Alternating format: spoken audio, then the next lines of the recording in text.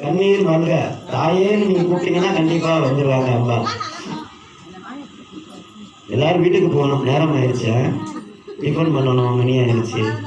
என்ன பண்றது? சரி, பத்தி இருக்கா? ஊதுபத்தியெல்லாம் விளக்குல ஏற்றக்கூடாது. தீப்பெட்டி இருந்தா தீப்பெட்டில ஏற்றிக்கணும். நான் சொன்ன சில வழிமுறையெல்லாம் நீங்க ஃபாலோ பண்ணிச்சேங்க. எப்பவுமே வீட்டுல விளக்கு ஏற்றினா மேல பூ வைக்க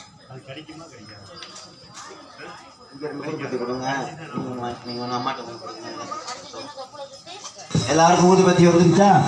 ஊதுபத்தி ஏற்றிக்கிட்டு மணி இருக்கா? மணி எடுத்து அடிச்சுக்கணும்.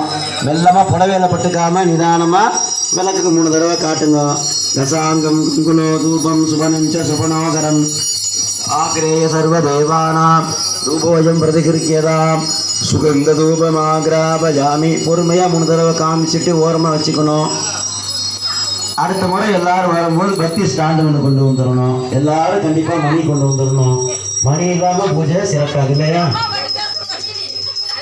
மணி அடிச்சுக்கிட்டு அந்த வெத்தலை பாக்கு, வாழைப்பழம், உடைச்ச தேங்காய், பொங்கல் எல்லாத்தையும் விளக்கு நீர் விளாடுங்க. அப்படியே பொறுமையாக விளக்குல எண்ணெயில் தண்ணி பட்டுறாம பார்த்துக்கோங்க. பொறுமையாக செய்யுங்க. நீர் விளாடுங்க. அப்படியே 3 தடவை சுவாஹா பிரம்மனே சுவாஹா நாளி கேரகண்ட செய்ய கதலை பலம்